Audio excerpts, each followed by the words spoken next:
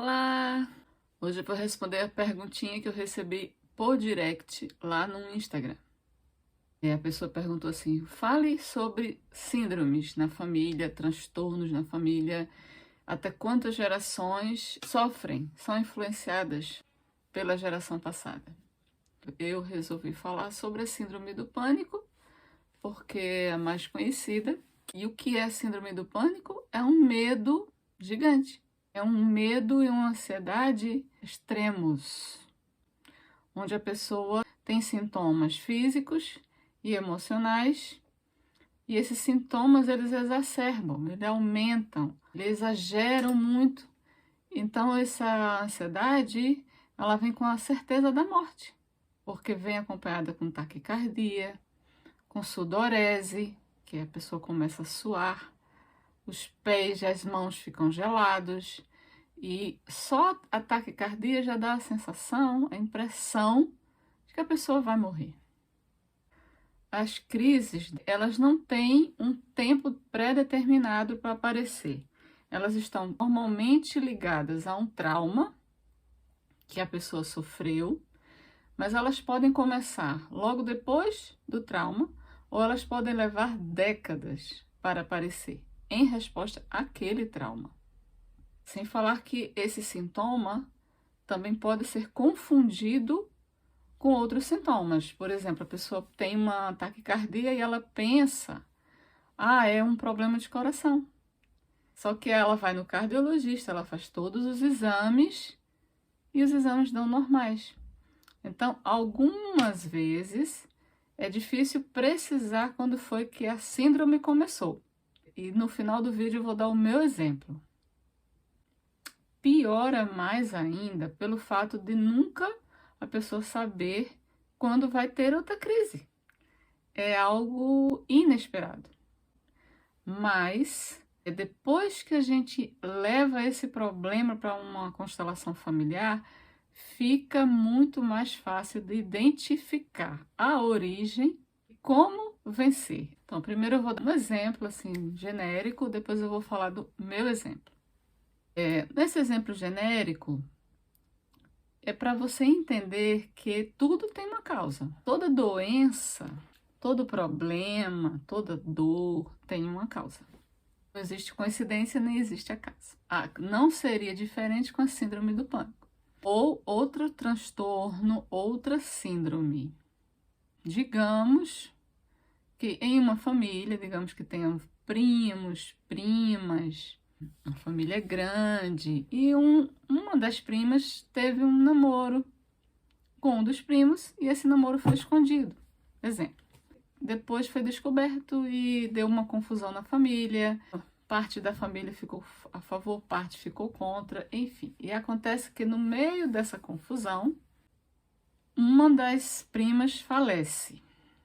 Esse sistema familiar foi ferido, foi machucado. Não, digamos que quando ela faleceu, a pessoa estava usando uma roupa amarela. Enfim, seja qual for o componente, essa pessoa que foi atingida aqui por esse acidente, ela vai ter um gatilho. Existe algo que vira um gatilho. Toda vez que ela vê alguém vestindo amarelo, ou esse acidente foi próximo a um hospital, e ela precisa ir no hospital por outro motivo, vai desencadear essa crise. Essa dor pode ficar guardada por muito tempo, Ru? Pode. Como eu falei no começo, não existe data marcada para os sintomas aparecerem. E esses sintomas podem ser sufocados e abafados e prolongados até a pessoa viver a vida inteira com eles através de medicamento? Pode. A maioria das pessoas vive à base de medicamento. Mas o ideal é que o sintoma seja visto como um sintoma de um mal que está apontando para algo. E como sintoma deve ser tratado na sua origem e resolvido. Então agora eu vou falar do meu exemplo. Penso que vai ficar bem claro para você entender. 3 anos eu moro aqui na Holanda. No ano que eu me mudei para cá, eu tive vários episódios de tontura, enjoo e vômito. As 3 coisas juntas. eu cheguei a ir para o hospital, desses exames, todos os exames. E foi um ano inteiro indo para o hospital. E eu ouvia de todos os médicos que era estresse, é estresse, é estresse, é estresse. No final do ano, os sintomas desapareceram. E aí veio o próximo ano, não senti nada e entrou o ano passado, quando chegaram as férias e nós viajamos para visitar uns parentes no norte do país. E a gente foi para uma casa. Eu sabia que a gente estava viajando, lógico, para a casa de um parente do meu marido, um casal com 2 filhos que eu não conhecia ainda e eu estava ansiosa para conhecer, lógico, porque é família do meu marido, mas eu não conhecia e a gente ia para a casa dele. Guarda essa palavra, casa.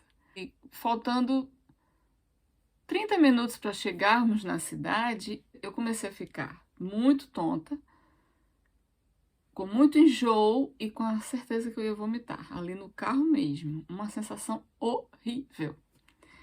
E aí nós, em vez de irmos direto para a casa deles, nós fomos pro hotel e eu pensei que eu ia melhorar, só que não. Fiquei muito, muito mal. Meu marido ficou muito, muito nervoso. Volta para cá, comecei a trabalhar numa clínica onde tem uniforme. A gente não podia sair da clínica com o uniforme, tinha que ir com a roupa, levar o uniforme. Lá na clínica se trocar, no ambiente só de mulheres, as funcionárias. E eu voltaram os episódios de vômito, tontura, enjoo. E até que um dia eu não consegui mais ir trabalhar, porque eu não parava de ficar doente. E eu tive que parar de trabalhar. Porque eu vomitei lá na clínica tão forte, mas foi tão forte que eu fiquei 3 dias com meu abdômen doendo. E passou o tempo e nada de melhorar. Aí eu refiz exames, fiz exames agora, dessa vez com otorrino, fiz tomografia da cabeça, ressonância, tudo. Tudo deu normal, graças a Deus. Aí eu falei, gente, eu vou recorrer agora à constelação. Eu quero entender o que está acontecendo comigo, eu quero levar esse sintoma para a constelação, para entender o que está acontecendo no meu inconsciente. Então, eu procurei a minha mentora e falei para ela que eu não queria psicologia, não queria psicanálise, eu queria constelação, eu queria o fenomenológico, o meu inconsciente. E assim foi, e para meu espanto, apareceu uma casa e um homem. Ela falou, ela levantou assim a casa e o homem, e ela falou, Ru, quem é essa casa e esse homem? Na mesma hora veio na minha mente, na mesma hora, tudo que estava apagado.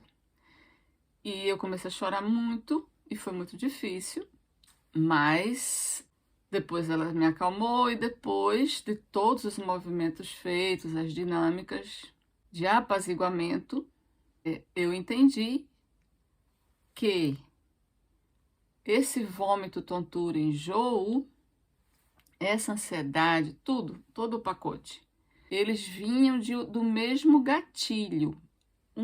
Havia um gatilho em mim que acionava esse estado de pânico, de terror, a ponto de eu não conseguir sair da cama, a ponto de tudo ficar rodando e eu só vomitar. Então, você linka a primeira comunhão na escola, era um ambiente novo.